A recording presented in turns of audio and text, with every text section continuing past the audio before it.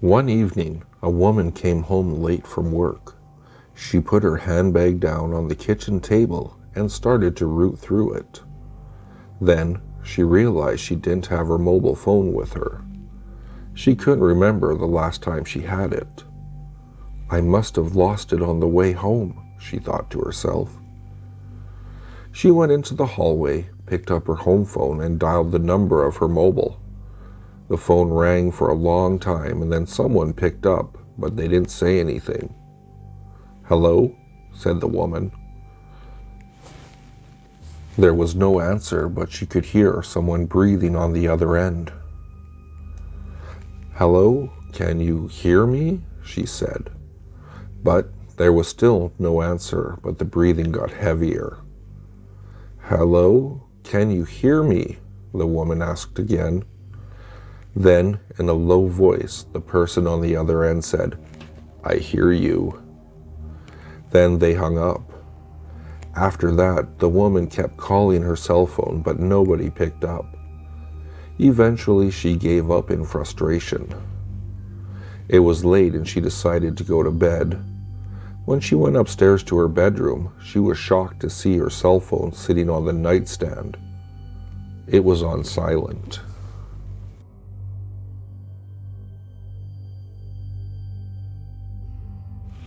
A 15-year-old girl named Donna lived with her father in a small house in the suburbs. Ever since her mother died, Donna had depended on her father for everything. They had a wonderful relationship and loved each other very much. One morning, Donna's father was leaving on a business trip.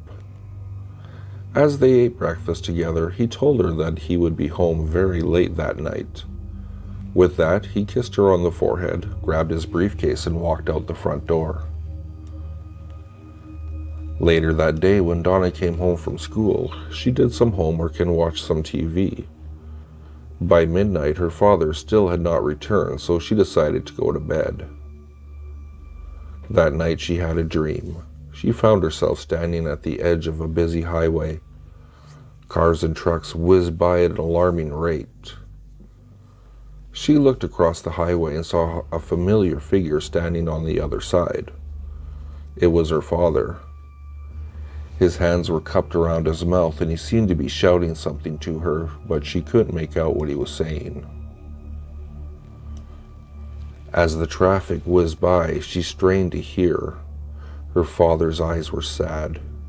He seemed to be desperately trying to communicate something to her. She could barely make out the words. "Don't open door." Suddenly, Donna was awoken from the dream by a strange tapping noise. Tap, tap, tap. Then somebody began to ring the doorbell downstairs. Ring, ring, ring. She scrambled out of bed and put on her slippers. Then, dressed only in her nightgown, she ran downstairs and went to the front door. Looking through the peephole, she saw her father's face outside. He was staring right at her. The doorbell kept ringing insistently. "Okay, hold on, I'm coming," she shouted. She pulled back the deadbolt and was about to unlatch the door when she stopped. She looked through the peephole at her father again. Something about his expression didn't look quite right. His eyes were wide open. He looked terrified. She slid the deadbolt back in place. "Dad," she yelled through the door, "did you forget your keys?" Ring, ring, ring. "Dad, answer me." Ring, ring, ring. "Dad, please, I need you to answer me." Ring, ring, ring. "Is there someone else out there with you?" Ring, ring, ring. "Why won't you answer me?" Ring, ring, ring. "I'm not opening the door until you say something." The doorbell kept ringing and ringing, but for some reason her father refused to answer her desperate cries. For the rest of the night, the frightened girl cowered in a corner of the hallway, helplessly listening to the ceaseless ringing of the doorbell. It seemed to go on for hours. Eventually, she fell into an uneasy sleep. At dawn, she woke up and realized that everything was quiet. She crept over to the door and looked through the peephole again. Her father was still there, staring at her. She cautiously opened the door and was confronted with a sight that filled her with unimaginable horror. Her father's severed head was hanging from a nail above the door. There was a note attached to the doorbell in crude, scrawled handwriting. It read, "Clever girl."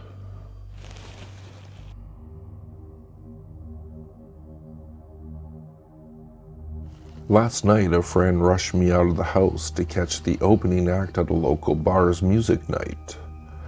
After a few drinks, I realized my phone wasn't in my pocket. I checked the table where we were sitting at, the bar, the bathrooms, and after no luck, I used my friend's phone to call mine. After 2 rings, someone answered, gave out a low, raspy giggle, and then hung up. They didn't answer again. I eventually gave it up as a lost cause and headed home. I found my phone laying on my nightstand, right where I left it.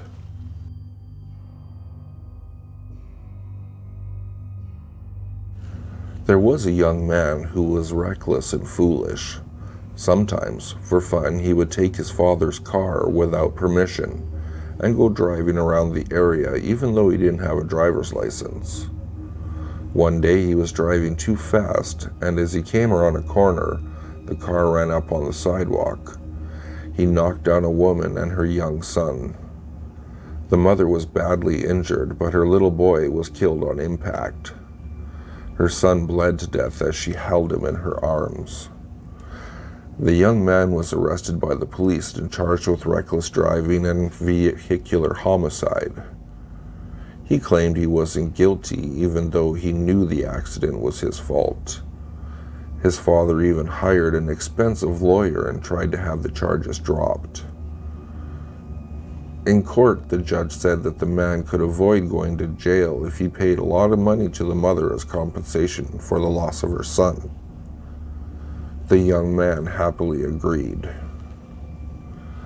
However, the mother unexpectedly refused to accept any payment. "No amount of money is going to bring my son back again," she said. "There's something else I want you to do for me instead." The young man was eager to avoid going to jail, so he agreed to do anything she asked. "My request is very simple," said the mother. "Once a month, I want you to send a postcard to yourself. That is all." The woman gave him a bundle of postcards. Each one had a stamp on it. She had even written his name and address on every postcard. "Please, don't write anything on them," she said. "Just send them as they are." The young man happily agreed to her conditions. He was relieved that he could get away without being punished. There were 60 postcards in total. If he sent one to himself every month, it would take about 5 years. Not long after that, the young man got a job and tried to put the accident behind him. However, he kept his promise, and once a month, he mailed one of the postcards to himself. At first, he didn't mind having to do it, but every time he sent a postcard, it reminded him of the accident. He began to regret that he hadn't just paid the woman compensation so he could forget all about it. Gradually, the young man came to hate having to mail himself a postcard every month. He hadn't seen or heard anything from the boy's mother since she gave him the bundle of postcards. He decided that she wouldn't know whether he was sending the postcards to himself or not, so he stopped sending them. One day, the young man took the remaining postcards and decided to get rid of them by burning them in the fireplace. However, when he picked up one of the postcards and held a lighter to them, he noticed something strange. There was a hidden message on each of the postcards written in invisible ink. It read, "Die, murderer."